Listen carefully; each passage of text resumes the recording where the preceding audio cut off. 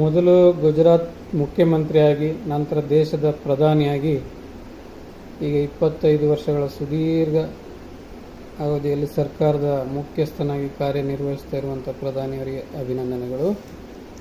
ಹಾಗೆಯೇ ಇಷ್ಟು ವರ್ಷ ಸುದೀರ್ಘ ಅವಧಿಯಲ್ಲಿ ಅಧಿಕಾರದಲ್ಲಿರುವುದು ಅಂದರೆ ಮಾಮೂಲಿ ಮಾತಲ್ಲ.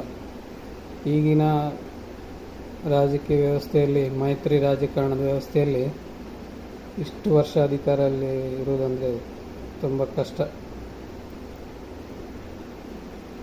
ಇಷ್ಟು ವರ್ಷ ಆದರೂ ಸಹಿತ ಈಗಲೂ ಕೂಡ ಮೋಸ್ಟ್ ಪಾಪ್ಯುಲರ್ ಪೊಲಿಟಿಷಿಯನ್ ಯಾರಂತ ಸರ್ವೆ ಮಾಡಿದರೆ ಮತ್ತೆ ಮೋದಿಯವರೇ ಅತಿ ಹೆಚ್ಚು ಜನರ ಆಯ್ಕೆಯಾಗಿರ್ತಾರೆ.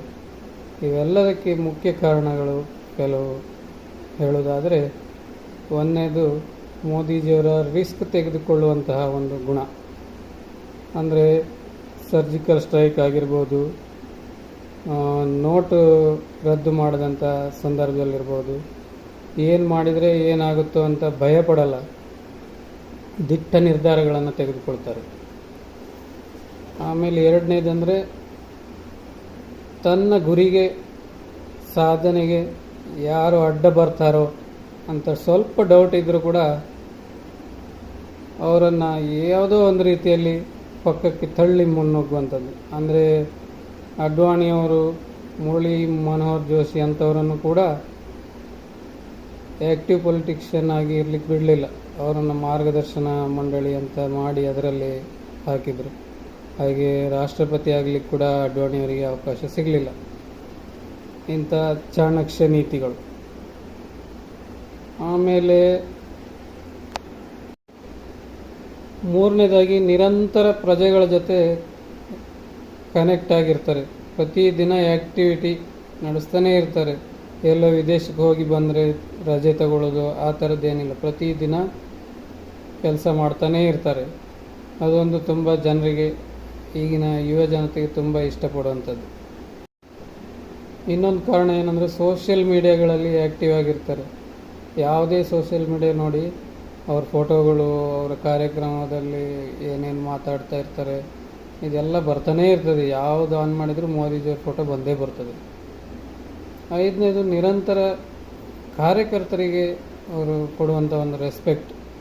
ಸರ್ಕಾರದ ಕೆಲಸದ ಮೇಲೆ ಬೆಂಗಳೂರಿಗೆ ಬರಲಿ, ಹುಬ್ಬಳ್ಳಿಗೆ ಬರಲಿ, ಬೆಳಗಾವಿ ಬರಲಿ, ಮಂಗಳೂರಿಗೆ ಬರಲಿ, ಎಲ್ಲೇ ಬರಲಿ, ಅವರ ಅಧಿಕೃತ ಕಾರ್ಯಕ್ರಮ ಮುಗಿದ ತಕ್ಷಣ ಒಂದು ಕಾರ್ಯಕರ್ತರ ಸಮಾವೇಶ, ಒಂದು ರ್ಯಾಲಿ ಮಾಡದೇ ಹೋಗೋದಿಲ್ಲ. ಅಥವಾ ಒಂದು ಸಾಮಾನ್ಯ ಕಾರ್ಯಕರ್ತರಿಗೆ ಏನಾದರೂ ತೊಂದರೆ ಆದರೂ ಕೂಡ ದಿಲ್ಲಿಯಲ್ಲಿ ಇದ್ದರೂ ಸಹಿತ ಅದಕ್ಕೆ ರೆಸ್ಪಾಂಡ್ ಆಗ್ತಾರೆ. ಇದು ಕೂಡ ಒಂದು ಅವರ ಸಕ್ಸಸ್ನ ಕಾರಣ ಅಂತ ಹೇಳ್ಬೋದು.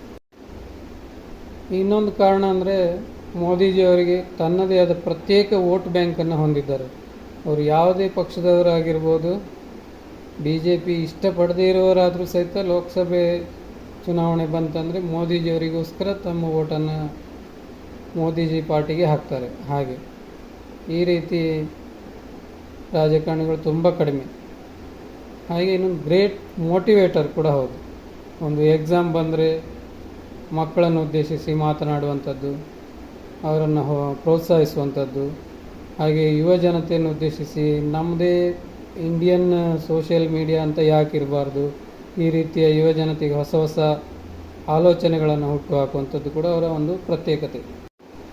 ಮತ್ತು ವಿದೇಶಗಳಿಗೆ ಹೋದಾಗ ಅಲ್ಲಿಯ ಭಾರತೀಯರ ಜೊತೆ ಸಂವಾದ ಮಾಡುವಂಥದ್ದು, ಈ ರೀತಿ ಮಾಡಿ ಅವರ ಮುಖಾಂತರ ಇಲ್ಲಿ ಭಾರತದಲ್ಲಿ ಅದರ ವೋಟ್ ಪಡೆದುಕೊಳ್ಳುವಂತೆ ಮಾಡುವಂಥದ್ದು ಕೂಡ ಅದು ಒಂದು ಚಾಣಾಕ್ಷತನ. ಹಾಗೆ ನಿರಂತರ ಒಂದು ಎಲೆಕ್ಷನ್ ಓರಿಯೆಂಟೆಡ್ ಆಗಿ ಕೆಲಸ ಮಾಡುವಂಥದ್ದು ಕೂಡ ಮೋದಿಜಿಯವರ ಒಂದು ಪ್ರತ್ಯೇಕತೆ.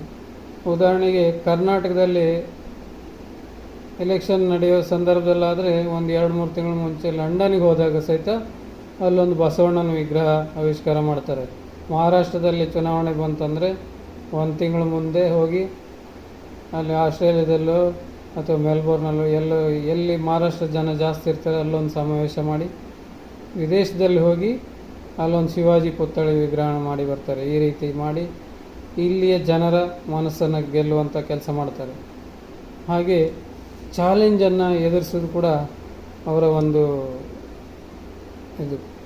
ಅಂದರೆ ಹೋದ 2 ಬಾರಿಗಿಂತ ಈ ಚುನಾವಣೆಯಲ್ಲಿ ಒಂದು 60 ಸೀಟು ಕಮ್ಮಿ ಆದರೂ ಸಹಿತ ಯಾವುದೇ ಮಿತ್ರ ಪಕ್ಷಗಳಿಗೆ ತಲೆ ಬಗ್ಗದೆ ತನ್ನದೇ ನಿರ್ಧಾರಗಳನ್ನು ತೆಗೆದುಕೊಳ್ಳುವಂಥ ಒಂದು ದಿಟ್ಟ ಧೈರ್ಯವಂತಿಕೆ, ಹೀಗೆ ಇಂಥ ಒಂದು ಕೆಲವಾರು ಕಾರಣಗಳಿಂದ ಇಷ್ಟು ವರ್ಷಗಳ ಸುದೀರ್ಘಾವಧಿ ಅಧಿಕಾರವನ್ನು ನಡೆಸಲಿಕ್ಕೆ ಸಾಧ್ಯ ಆಯಿತು ಅಂತ ನನ್ನ ಒಂದು ಅಭಿಪ್ರಾಯ.